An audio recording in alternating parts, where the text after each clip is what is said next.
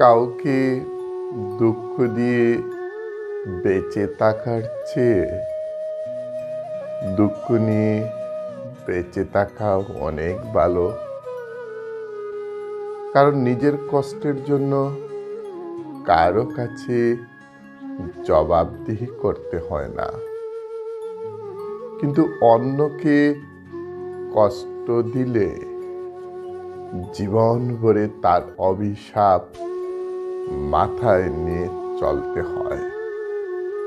তাই জেনে শুনে কখনো অন্যকে কষ্ট দিতে যাবেন না, কারণ সে যদি আপনাকে অভিশাপ দেয়, সেই অভিশাপে আপনার জীবনের অনেক বড় ক্ষতি হয়ে যেতে পারে।